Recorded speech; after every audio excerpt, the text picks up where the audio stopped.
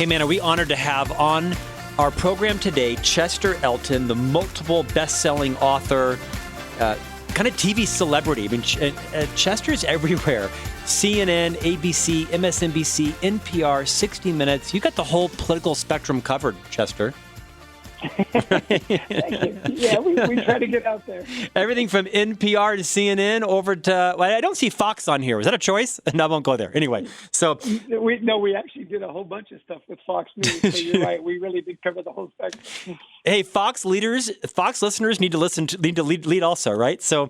Exactly. Let's talk a bit about these 5 disciplines you and your co-author, Adrian Gostick, uncovered through all of your research.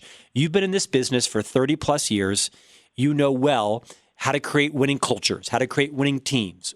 Specifically, what are the behaviors that high-performance leaders build towards to engage their teams? In your book, The Best Team Wins, you illustrate 5 specific disciplines. The first one you call Understand Generations. Help millennials, Gen Xers, and boomers get along. And I noticed in your book, you share a fascinating statistic here. You say that boomers' average tenure in their job is 7 years. Gen Xers' average is 5 years, while millennials are staying only a year and a half to 2 years. And you're right, most of us have underwear. We've hung on longer to that. It's true. And I think, you are way older than I am, but I'm kidding. But I can relate. Chester, my father spent, 30 plus years in his job at Lockheed Martin, right? And I've been at FranklinCovey for 23 years. And that's kind of the way it happened. And, the more seasoned folk like you and I wear that a bit as a badge of honor. And we sometimes see the younger generation as, hopscotching around, but it's not a badge of dishonor. It's kind of the new norm, isn't it? Oh, it's exactly the new norm. It's really interesting. We got a lot of our data for this particular part of the book from our motivators assessment. We developed this online assessment, and you've probably taken like a Myers-Briggs or Strengths Finders. We love those. It's who you are, what you're good at. What we wanted to know is what are you passionate about at work? So with over 60,000 people having taken it, a big chunk of those millennials, we really looked at their key motivators. And it was interesting for us to find that impact, learning, and family were the top motivators. Now, this is general, right? You don't want to pigeonhole people, but the general trend. The bottom motivators were, money, were ownership. It's really interesting. This is a very mobile workforce because they saw, like you and your dad, my dad were lucky. My dad was with a broadcasting company in Canada for over 40 years. Your dad was at Lockheed Martin for 30 years. A lot of millennials' parents, put 20, 25 years into a place. Their jobs got outsourced. They got merged. Mm-hmm. Their pension funds disappeared. And they're saying, look, I'm not doing that. I'm going to be a place where I can make a difference, where I can continue to learn, grow, and develop. And once I feel like I'm not learning, growing, and developing, I've got options. Unemployment rates are at historic lows. People have options. So in the book, we took a look at that and said, look, you've got to appreciate whoever it is that comes and works for you for as long as they work for you. Welcome them in and congratulate them when they leave. The way you say hello, the way you say goodbye makes a difference. And understand that generations do respond differently. I love the great John Wooden quote from the legendary basketball coach. He says, "We treat everyone fairly and differently." Isn't that interesting? Mm-hmm. We treat them fairly and differently. Old school is we treat everybody the same because that's fair. He says, no, that's ridiculous. So understanding these generational differences became really important, and specifically their key motivators, right? Are you embracing the learning part? Are you emphasizing the impact your company is making, not just with products and services and customers? What are we doing to improve our communities? What are we doing to impact the environment or, our cultures? Those are key elements for millennials that will hopefully have them engage with you for longer than 1.5 to 2.5 years. Does that make sense? It does, Chester. There's no shortage of books written about generational differences and how to get along, and it's a pop culture kind of topic. What do you think is the biggest misconception that people our age, I'm going to guess you're probably a boomer. I think I'm what's called a cusper. I'm kind of right there in the middle of Gen X and a boomer. I'm 51 actually 2 days ago or so. What's the biggest misconception? People in their, early 50s and 60s, still very much in the workplace, in senior leadership roles that we have about the younger generation, Gen X, Gen Y, Gen Z, whatever the new gens are. What are they being punished for unfairly by the older people like you and I? Well, I think it's the loyalty piece. You mentioned it earlier. They just don't have any loyalty. If they did, they'd stick it out through thick and thin. Mm-hmm. And the fact is that the employer-employee compact has just changed. Right. The speed of business is so fast. It's got nothing to do with loyalty. It's got everything to do with, are we taking the time to, as we say in the book, manage to the one? Do you know your people? Back to, we referenced the International Space Station. He said, we knew each other's stories. We knew about each other's families. We knew about each other's hobbies. We knew what we were passionate about. You need to translate that back into the workplace. You see, boomers, and you're right, I'm a tail end of the boomers. We could work 9 to 5 and work was over. You couldn't get a hold of anybody. After 5, 6 months, people were gone, right? If you weren't near a landline, it was over. Well, with smartphones, you're on 24/7. And millennials and Gen Xers get that they're on 24/7. Well, if I'm going to be on 24/7, you've got to make it, our compact has to be more give and take, right? Right. I'm going to look for work-life harmony. I'm going to look for a little more time off. I'm going to look for opportunities to grow and develop and be educated. So I think that's the biggest misconception is, what does loyalty really mean? And where should loyalty be? Because it's very clear that companies' loyalty to their employees has almost completely disappeared. I mean, how often have you read and see new CEO comes in, merger acquisition, 30% reduction across the board. I've had 2 friends, senior executives at big companies, just mandatory, 15% reduction in senior leaders. They're gone. They're just gone. So you say, well, where's the loyalty? Well, they ask the question back, where's your loyalty to me? And you know what? They're right. So back to the positive. These are really smart, technically savvy, mobile, smart generation. Treat them with respect. Get the best you can from them as to what you want to do with them. Should they choose to leave, be happy for them. Welcome them back should they choose to come back. Well said. And create that culture that is exciting, engaging, and welcoming. I really do believe the way you say goodbye to people says so much about your culture. Was it a betrayal, or do you wish them well, and are they welcomed back? I think that is the key point of this entire interview, right? Is send-offs are more important than the welcomes. My dear friend Marianne Phillips at FranklinCovey used to always say, you will show your team how much you value them by how you send people off into their next career. Let's move to discipline 2. You talked about it briefly, manage the one. Take us through this for a minute. Manage the one. What does that mean? Yeah, we really have covered it. It's know people's stories, know them as individuals, and understand and make sure the team knows that you're going to treat people differently. You're going to treat everybody fairly. You're going to treat them differently. This spending time. We talk about having aspirational conversations instead of the year-end review. I'm going to ask you questions like, what do you think your best contribution to the team is? Have we kept our promises to you? Where do you want to be 2 to 3 years from now? I'm going to help you on your journey. And these are check-ins that you're not having once a year or once a quarter. They don't take very long. Google, calls these check-ins. And early in the hiring process, it might be once a week. It might go to once a month. It's kind of as needed. These constant check-ins, the messaging is, hey, I'm here to help you with your career.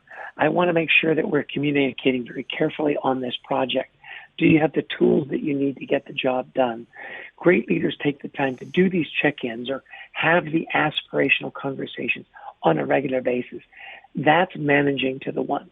We talk about particularly generations that are very mobile.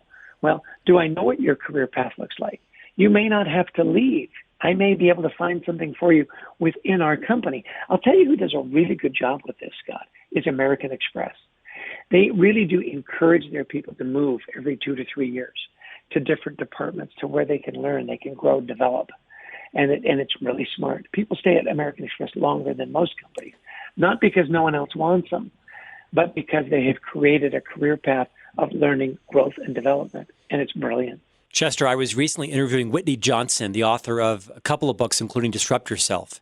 And Whitney talked about how most of us tend to have about a 3-year attention span for any one job, and that great leaders need to obviously always be aware of that, not just with their own careers, but with their team members' career. And if you can build a culture where someone can complete and fulfill their entire career journey in your organization, that's amazing. Not every company has that, that bandwidth and the opportunities for that. But be aware that your people are going to get bored with their job and maybe even be ahead of them, leading them into a new role to challenge them to keep them to stay, if possible. Absolutely. And I can't believe you mentioned Whitney Johnson. I can't tell you how much I love Whitney Johnson. She and I are in this Marshall Goldsmith leadership group. We have many occasions to have our paths cross. And she is beyond delightful. When Whitney Johnson speaks, you should listen. Well, this is true. And another good friend of ours, which I'm sure you know, Liz Wiseman. When Liz Wiseman speaks, people listen, right? Author of Multipliers. Yes. And again, it's that spirit of abundance, right? We're talking about soft skills again here. Are you a multiplier? I mean, I've seen Liz Wiseman present, and it's brilliant. It's how can I help you? It's back to that Marshall Goldsmith culture of abundance. It's the tide that raises all ships. Don't worry about your ship. Worry about the ocean, right? And if the ocean rises, everybody rises. Two brilliant thought leaders. I'm so delighted you've had time with both of them. Yeah, beautifully said. Okay, a minute each for these next ones. Discipline 3, speed, productivity. Help new people and teams work faster and smarter. Yeah, that's onboarding. Again, make sure that they know the team, welcome them before they come. Best practice is send some swag to their house, send gifts to their families. I mean, it used to be you had a year or a year and a half to get people up to speed. You don't. Now, the speed of business, it's 2 to 3 months. My son was recently hired by a wonderful production company down in Austin, Texas. They put him on the Slack channel 3 months before his first day at work. Yeah. So he could just see the chatter, chime in. They were welcoming him. It was brilliant. Speed to productivity. Get him a part of your company even before day one. You're listening to Great Life, Great Career. I'm your host, Scott Miller. Our guest today for a couple of more minutes is Chester Elton, the #1 best-selling co-author of this new book, The Best Team Wins. Let's talk about Discipline 4, Challenge Everything. Inspire innovation through healthy discord. Yes, we looked at a wonderful study by Google, 5 years, 180 teams, called the Aristotle study. They said, what are the characteristics of high-performance teams, innovative teams? Number 1 was psychological safety. Wasn't experience, wasn't technical abilities, is did you create a safe place to challenge the status quo? And when you have a safe place where you're challenging the ideas, not the person, we're solving the problem, not ramming home my idea, that concept of psychological safety is huge. If I feel safe, if I'm not going to be ridiculed, if I don't have to worry about protecting my career, the best ideas win, the best innovations win. That was my biggest takeaway when we studied that. Have you created a place where people are psychologically safe so that they can innovate and challenge the status quo? It was huge. Chester, I can't validate that enough. It's been my own experience. I talk about Liz Wiseman. I'm sure she thinks I'm creepy because I'm always referring to her book. FranklinCovey just recently announced that we've actually licensed Liz Multiplier's content for our own All Access Pass. I'm an unabashed Liz fan. And Liz, one of the premises of her book is that, great leaders, multipliers aren't the genius in the room. They're the genius maker, right? They create psychological air for people to take risks and, share ideas that aren't always perfectly thought out, right? That other people can feel smart in your presence. Exactly. Let's get everybody participating. People have great ideas. If they don't feel safe, they're not going to give them to you. Why wouldn't you want those ideas? Simple and brilliant. Yeah, everybody's worked for the smartest person in the world, and that's no fun. Exactly.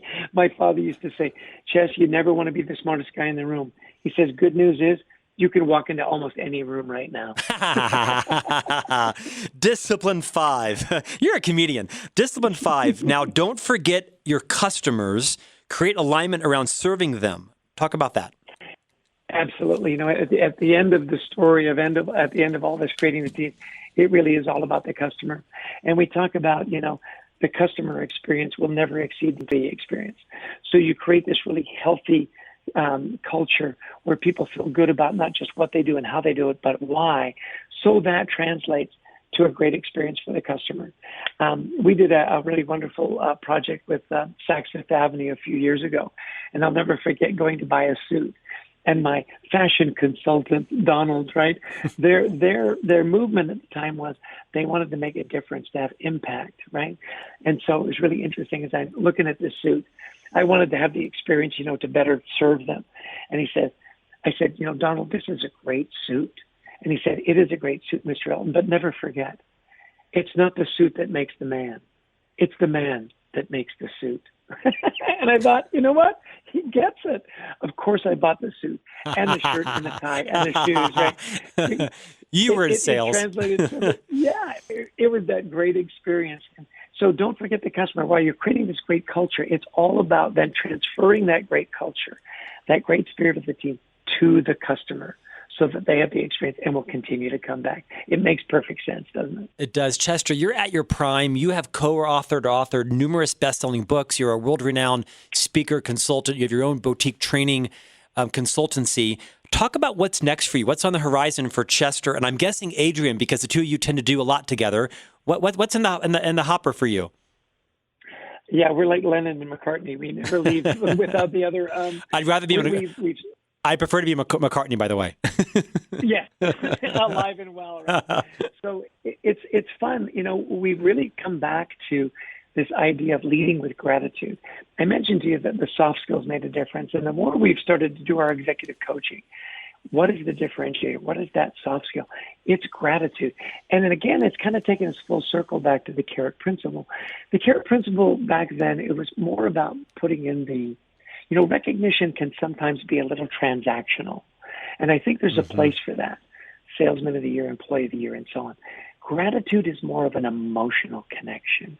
And I love that. Leaders that lead with gratitude attract the best talent, keep the best talent, and tend to get higher marks in every area, whether it's customer service, whether it's innovation, whatever it is. So we've taken a deep dive on that, and our book comes out in March of next year. And is there a title yet, or you're not ready to share? It's about leadership and gratitude. That should get you there. Chester Elton, what an abundant gentleman you are. Thank you for all you're doing for organizations. FranklinCovey is a great fan of yours. You've been a great collaborator of ours. I think you are one of those bright lights in the industry, helping to transform cultures, transform leaders. Your most recent book, The Best Team Wins, highly recommended. I read north of 400 books in this genre a year because I interview on several podcasts. The Best Team Wins, The New Science of High Performance by Adrian Gostick and Chester Elton. Chester, we'll have you back when your book comes out and talk about some of the learnings that you've gleaned from that as it becomes, no doubt, a number one bestseller as well. Well, thanks. And by the way, congratulations on your book being number one on Amazon, Management Mass.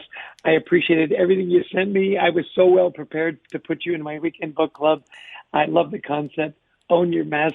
Good for you, and congratulations. Chester, you're the leader I want to be, so I hope to be on your coattails someday. Thanks for joining us. You got it. Anytime.